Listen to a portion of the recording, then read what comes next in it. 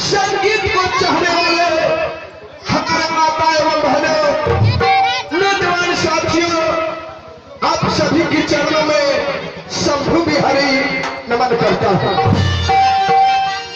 भान भवन आज की रात जो नाटक रखा गया है सत्यवादी राजा हरिश्चंद्र, इस नाटक में एक राजा की रूप लेकर के आप लोगों के बीच अपना परिचय देने के लिए आया हो। कहाँ मेरा घर है, क्या मेरा नाम है। परिचय देने से पहले मैं देव की देव महादेव के चरणों में मन करके माता भवानी मन करता हूँ, माता सरस्वती की चरणों में नमन करता हूँ। आइए रोज का परिचय की ओर। कहाँ मेरा घर है, क्या मेरा नाम है।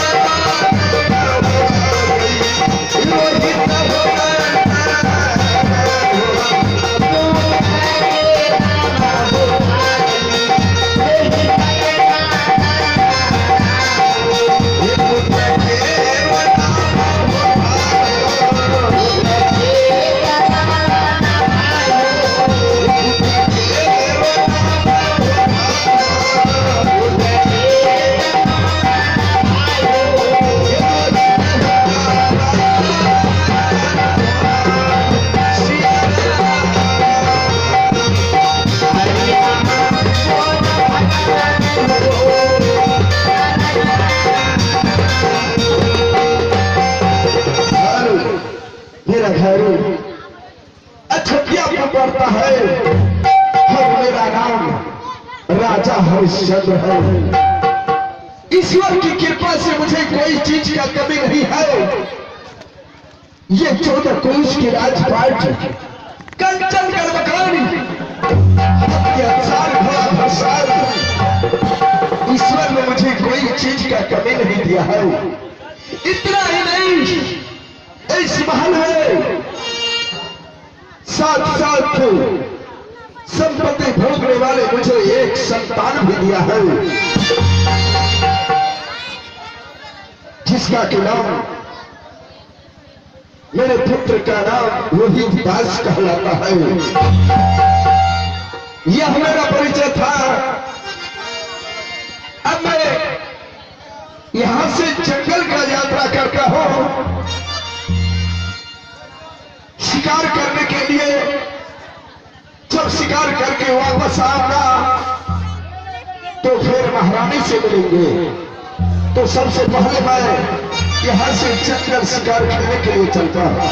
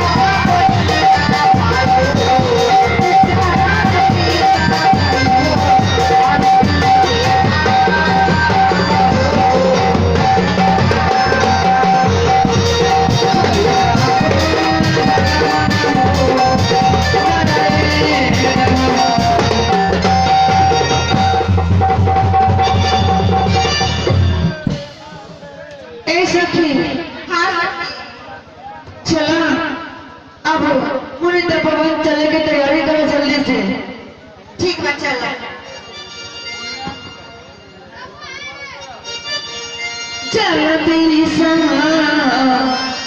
चल बड़े सखी मुनिता को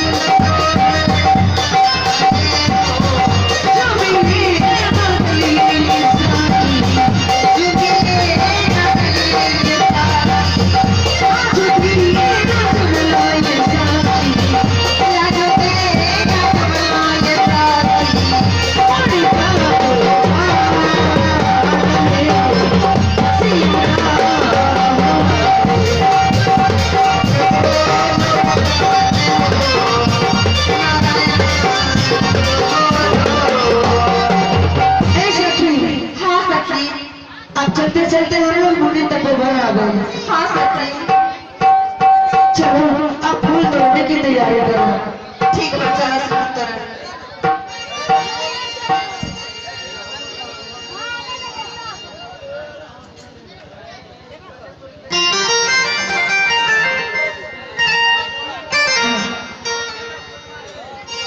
आज भी ना करवाए साथी पूरा मन का